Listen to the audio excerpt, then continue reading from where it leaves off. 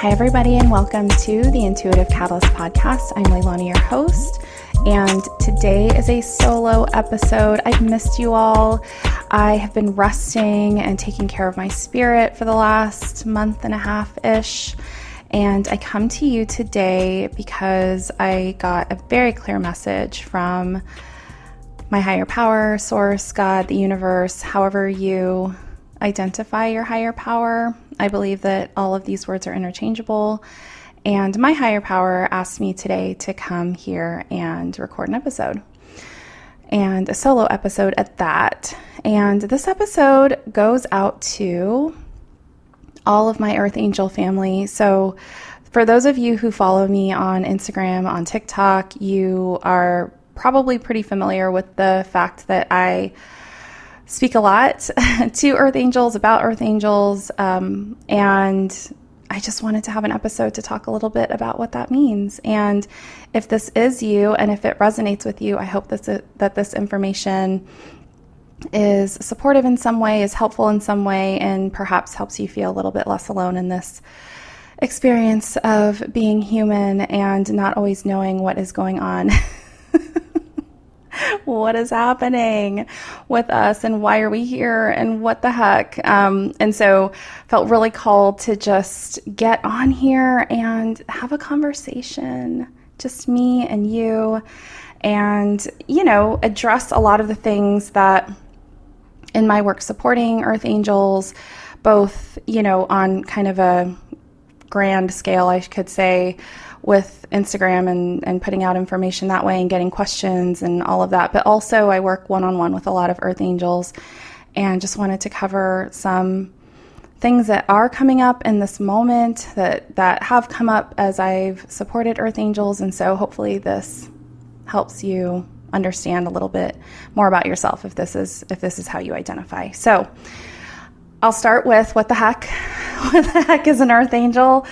I first began thinking about this term and identifying as such a few years ago when I basically started hearing voices. I started getting really, really unignorable intuitive guidance and downloads. I was hearing from spirits. I was getting images. It was really, really intense. And around that time, when my gifts really started to surface and blow up, and I started also getting a lot of information that I had divine roots. So I was shown images of me having these giant angel wings, that I was like a spiritual warrior and all of these things. And so that is where it started. And it continues to evolve, the ways that I identify as an Earth Angel. But what I'll tell you about Earth Angels, just generally, the ones that I am connected to and identify with, and the ones who I actually support one-on-one.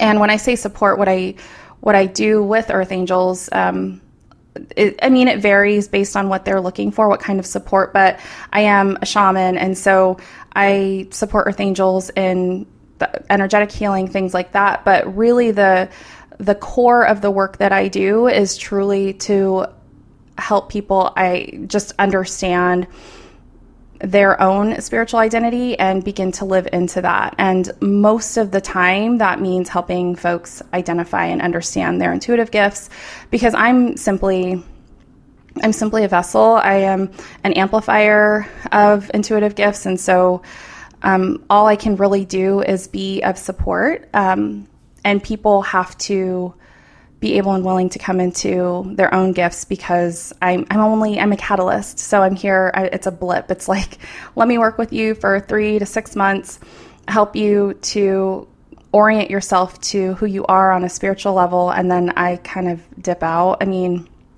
There are other people that support longer than that, but that is truly my role. And so when I support Earth Angels, a lot of times it's just helping them get in touch with their spiritual gifts.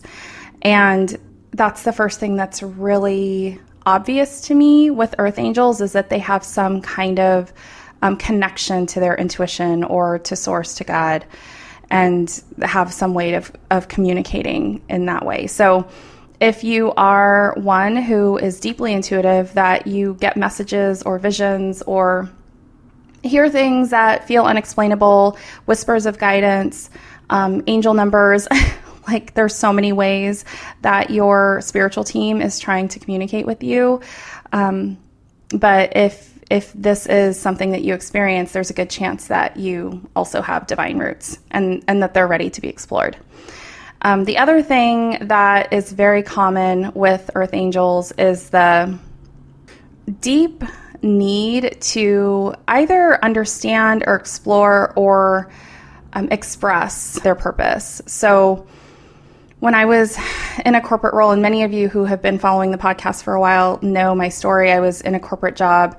I had kind of the dream job. It was the job that I had been aspiring to, for years and years. It was what I really, really wanted to do. And I found that I was still feeling really not purposeless, but I was not fully expressing my purpose. I wasn't expressing my purpose to the fullest extent. And so I had to make a change. And again, a lot of this information came from my intuition, but I was like, okay, if it's not happening here in like basically the best job that I could basically have in this corporate setting, I need to go figure this out for myself. And what I found really quickly is that my quote unquote dream job, my true dream job, which is me fully expressing my purpose, didn't exist. And so I struck out on my own, full-time entrepreneur, started this podcast, wrote a book, and just started to call in my clients my clients now, my ideal clients are earth angels and people who are looking to shift our world into something better than what we're seeing, something more generative, something more nourishing, something more emotionally in tune and emotionally intelligent, a world that is more caring, more compassionate. And a lot of us as earth angels have purpose around making that kind of what feels like a pipe dream at times a reality. It's absolutely possible. And what's going to make that happen is a bunch of us earth angels basically saying yes to who we said we would be when we came here, who we wanted to be, who we wanted, these fullest expressions of ourselves, which includes a purpose that is about bringing our human collective back into a space of equilibrium, back into a space of balance. If you're curious about the divine feminine and the divine masculine, I, along with two of my soul sisters who make up the Three Luminaries, did an episode with Josette on Josette LeBlanc and her podcast, Josette Soul Salon. And we talk all about the divine feminine, divine masculine, and even like what it may take to get everything back into balance. But if we think about our world as it is today, we are deeply, deeply imbalanced on the masculine to the point where it's no longer divine masculine, to the point where we've gotten to toxic masculinity. And basically all that means is that we rely so heavily on what we can see, on facts and data and logic and basically what is quote unquote provable, when the divine feminine is just as important. Divine feminine is unseen. It's the emotional piece. It's caring for the collective, caring for the group. It's relational, it's collaborative. And so we are now in this world where we as earth angels are, we are feeling this deep, deep responsibility for bringing the divine feminine back into balance. And what that looks like, what that can look like, and what I've seen and what many others in my, circle of intuitive folks have seen is us as earth angels basically saying yes many, many times over, saying yes to who we are and who we chose to be when we came here, saying yes to courage, saying yes to the path forward, which oftentimes looks like letting go of that which no longer serves us, letting go of the things that are out of alignment for us, whether that's relationships, whether that's a job, But basically at the end of the day, our yes, and most of the time, these choice points that we have, where it's like we have a choice whether or not to move, we have these forks in the road. Those choice points are coming to us intuitively, and the answers are coming to us intuitively. That yes is an intuitive yes. When I quit my job, I had very little, I didn't have a plan.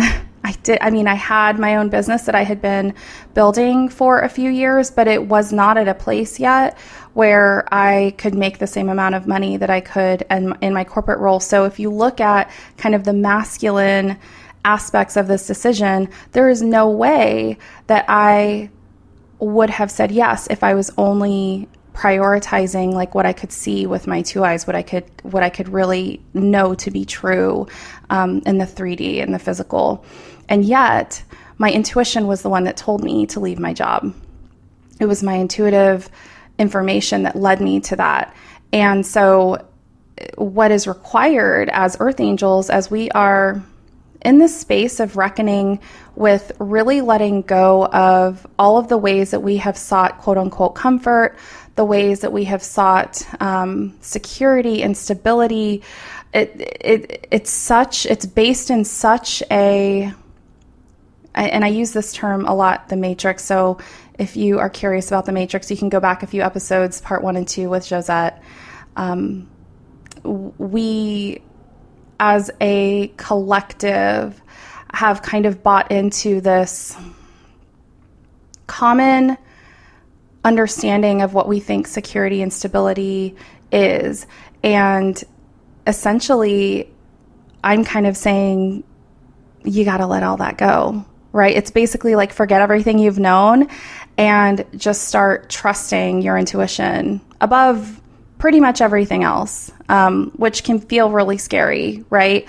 Especially when all we really know is what we've known, what we've been, the ways that we've navigated this world, the relationships that we've had. We think that love looks a certain way. We think that marriage looks a certain way. We think that joy looks a certain way.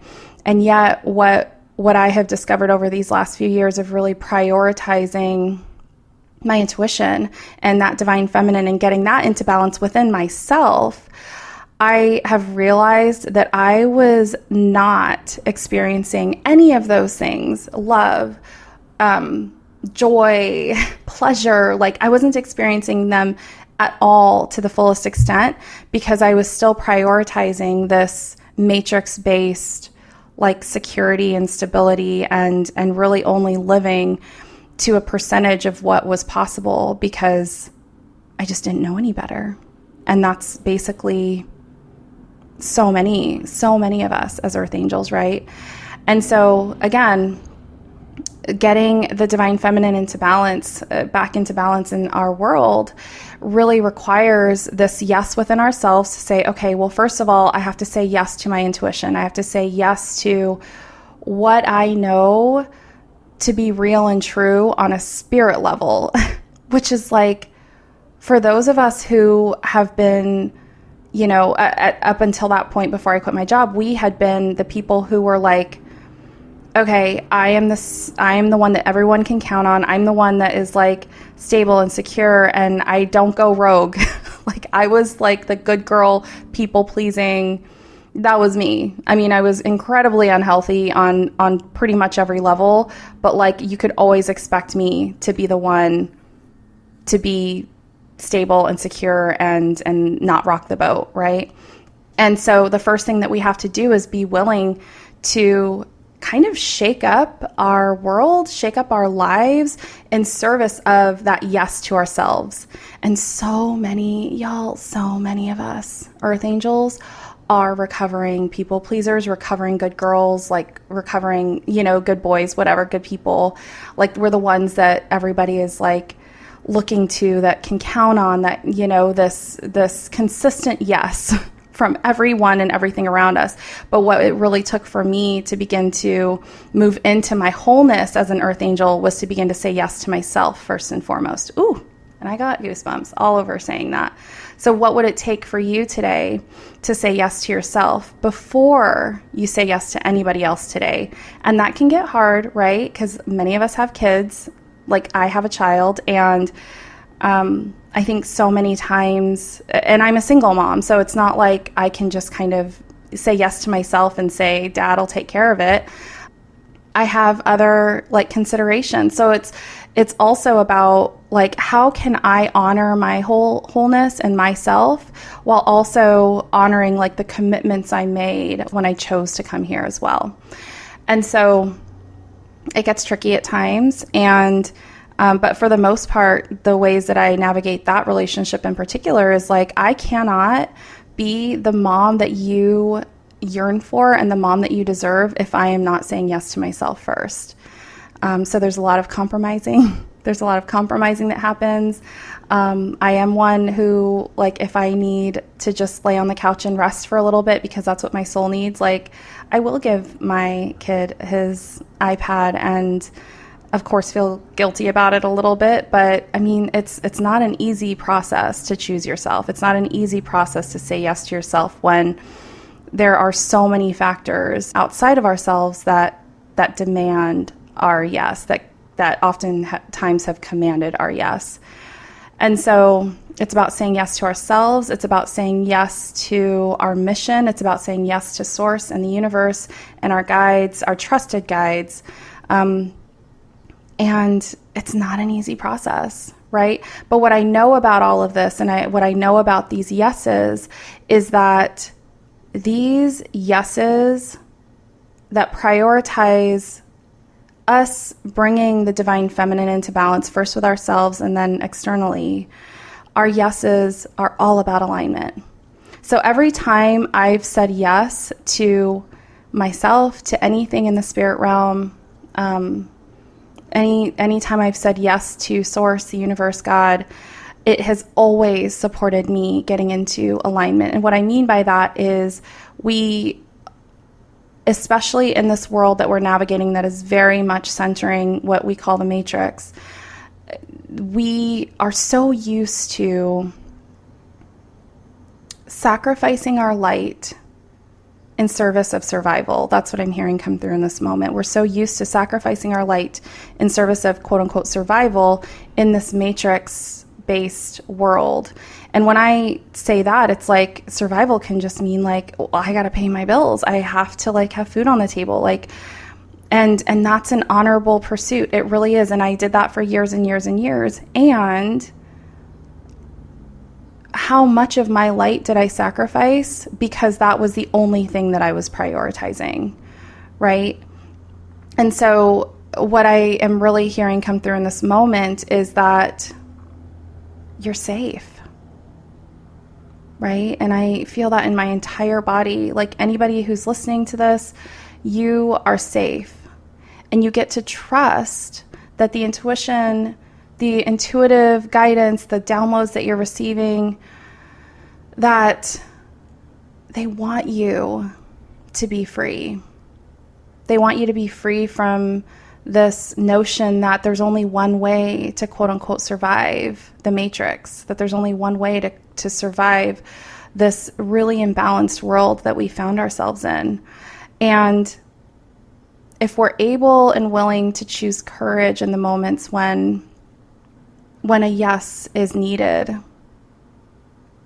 then we'll find that we become more and more and more aligned to what our spirit, to what our higher selves chose before we came here. We all had choices. We all had a path, like this ideal path. And there's many, right? There's many different paths that we could have taken in this life.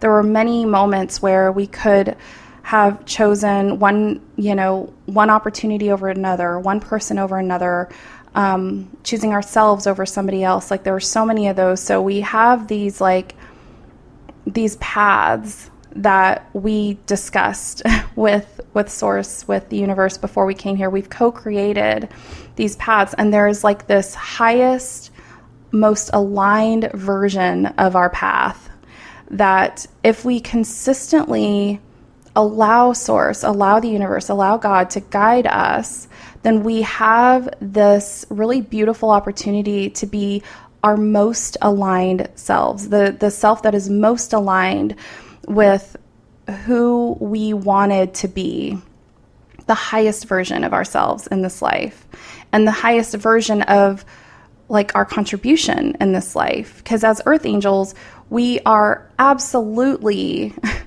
like sometimes to a fault, wanting to be in service of this collective, of the people we care about, of one another. And we cannot find our soul's alignment, which is so imperative, y'all. It's so important to getting us to a place where we can breathe again as a species, as a human species, to get us to a point where we remember who we are, individually and as a collective. We have truly forgotten who we are as a collective. And there's some of us who are waking up and beginning to remember. And there's some of us who, even after beginning to wake up, are still not choosing our most aligned path. We're still not choosing courage. And that's not a judgment. It's really not, because people are not always going to be ready. And yet, if you're listening to this, you are ready. You wouldn't have found me, and you wouldn't have found this message if you weren't. And it doesn't have to be a sweeping gesture, y'all. Like, you don't have to quit your job tomorrow. You don't have to leave your partner if you're not feeling like that's an aligned relationship. You don't have to do any of those things. The only thing that Source is asking of you in this moment is to choose yourself. So what does that look like for you today as an earth angel walking this earth? What does it look like for you to choose your light today? Maybe it's going for a walk. Maybe it's sitting on your duff and watching bad TV. But what does it look like for you to choose you today? So what else can I say about you beautiful beings, you earth angels? Well, clearly earth angels, for the most part, have some belief or faith in a higher power. It doesn't necessarily have to be this like source energy, God.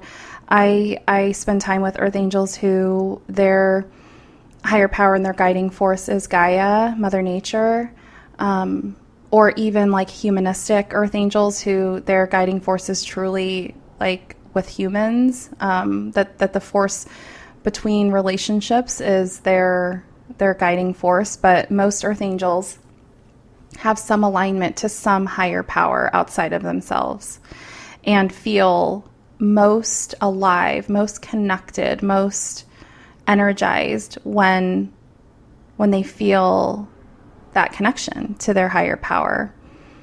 And so if you're able and willing to allow yourself to surrender to that force every now and then, and just to say, okay, you know better than I do. Where do I need to move? What do I need to do? Where do I need to go? Or how do I need to be in service of finding my most aligned path, becoming my most aligned self? I think sometimes it sounds really simple when I say these words out loud, and it's not. Finding alignment in my life was some of the grittiest, grimiest, emotional, like toughest work I've ever had to do, is bringing my life into alignment and choosing alignment for myself. And yet I wouldn't change a single thing. As tough as this has been, as difficult as it's been to, lose relationships, to let go of identities, to release trauma. Oh my gosh, so much trauma healing, so much shadow work, all in service of like walking this path that is deeply illuminated and divine, and walking alongside other earth angels who truly, truly see me. And I didn't really even realize how much I was staying hidden in my life, like how unseen I was. Not only like other people seeing me, but how unseen I was making myself, until I started striking out on this path and realizing like, oh shit, I have been hiding for so long. And again, what I'm hearing in this moment is it comes back to our sense of safety. We did that, y'all. We hid in order to feel safe. We had to hide our gifts. We had to hide all of the beautiful things that make us these like vibrant earth angels in this realm. We had to hide every single part of ourselves in service of survival. So you don't get to be hard on yourself about the ways that you've stayed hidden. You just don't. You don't get to be hard on yourself about that, but what you do get to do is acknowledge and perhaps even say yes to yourself around allowing yourself to be seen. It reminds me of the retreat that I went to recently, put on by my fabulous friend and soul sister, Kylie Carr. She puts on this annual retreat every year. It's called the Beyonding Retreat.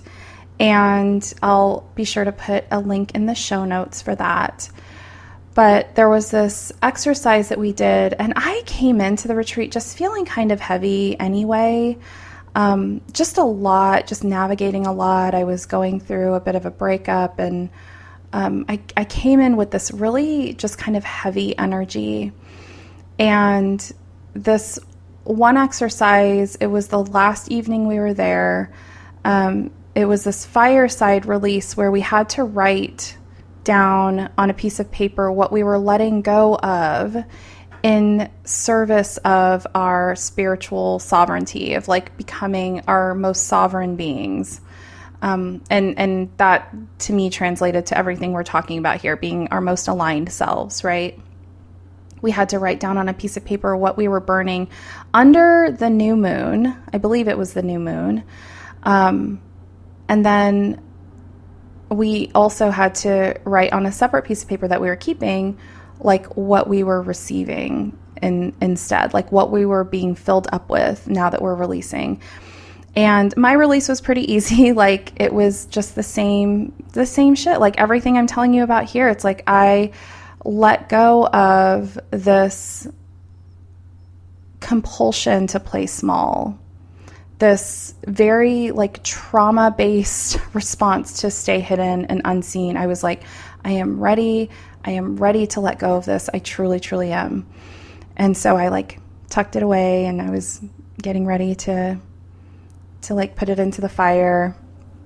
And mind you, we didn't just like put it in the fire and like go on our way. It was like we put it in the fire, we declared what it was that we were basically calling forward instead of what we were releasing. So that declaration stopped me in my freaking tracks because I couldn't write it down. I had the words, I saw what my intuition, what my spirit team was trying to tell me to write, and I was like shaking. And at one point it was just this really messy moment that I'm sure was very divine, but an alarm went off on my phone. And imagine this like really beautiful experience where mostly Black women, but a lot of Black and brown women were like putting, what they're burning away in the fire, and then having these massive, beautiful declarations. And as somebody is declaring, my phone alarm goes off, and I like dropped to my, because my purse was at my feet. I dropped to my feet, and I was like trying to like find my phone. I couldn't find my phone. It was like buried under a bunch of shit. And my alarm is going off as somebody's declaring this like beautiful declaration of theirs. And all of this happening like as I'm like shaking, trying to write my declaration. And I finally found my phone, and I finally turned it off. And I just like sat on the desert ground, and I just started sobbing. And And I finally wrote down on my piece of paper my declaration, which is, I am worthy. That was it. I am worthy. That's something that is coming to me in this moment about being an earth angel, is we reckon with our worthiness. We reckon deeply with our worthiness, because if you think about it, if we are truly divine beings in human form, we're never going to be like our highest selves in this human vessel that we're navigating. Because being our highest selves is like, we're energy. We are like angels. We're divine beings. We're energy. And so one thing that I really struggle with myself, and this is just a very, very common theme that I see with a lot of earth angels, is resenting our humanness. Resenting the fact that we're in these very limited human vessels in this very, very wounded world that we're in, this wounded collective. We aspire within ourselves and within the work that we do, we aspire for this like grand, like compassion and love for one another and light, and we see the way it could be and should be, quote unquote, should be. And yet the existence that we're navigating is nothing like that.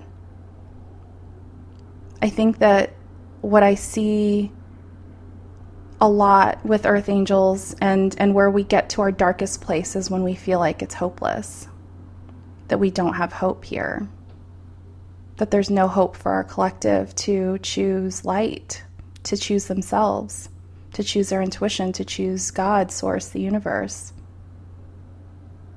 And so when I think about worthiness, for me personally, it's like, how could I possibly be worthy in this world when I couldn't see my impact making any kind of difference here? And it brings tears to my eyes because it's so real for so many of us. How could we possibly be worthy of the work that Source, the universe, has told us that we are the only ones who can do it? How could we possibly feel worthy of that when we see what's going on around us? How could I possibly feel worthy in this human vessel when I know what my divine potential is? And we're not meant to be angels on earth. We are earth angels for a reason. So declaring that I am worthy in front of a bunch of Black and brown women who most of them are also earth angels was one of the most terrifying things that my human vessel has ever had to do. And I've gone through some pretty terrible things and terrifying things. But you're worthy. You're so worthy. And if there was no way for you to have impact, you wouldn't even be here. You wouldn't be listening to my voice. You wouldn't have been guided to this moment where I am telling you, as somebody who supports and sees earth angels for a living, as a part of my big purpose, you are so worthy. We need each other. We need you. It's time. It's time for you to start moving out, to stop doubting everything that you know to be true. Your truth is so needed here, and your light is needed.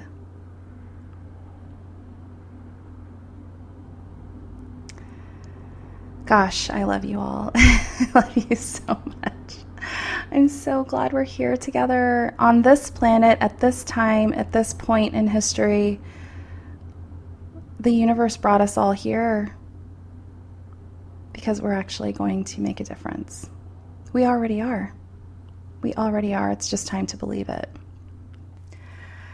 Oh, I love y'all. I love y'all. So I want to take this opportunity to just tell you one way to connect. So I do host a monthly Earth Angel workshop. It's totally free, no cost at all. It's purely show up. It's via Zoom, and it's the first Thursday of every month. And it's just an opportunity for you to step more fully into your power. So being around other Earth Angels, being guided by me. We do some breathing exercises, some connecting mindfulness type things, and then we just talk about being an Earth Angel, y'all. Like, what is needed. We do some journaling prompts every now and then.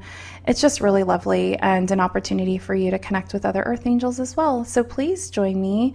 Go to the link in my show notes and you can sign up for the next one. And I would love to meet you and connect with you. If you would like to connect on social media, all of my links are in the show notes as well. But for now, be still, my friends, and live into your impact. I am so grateful you're here, and I'll talk with you soon.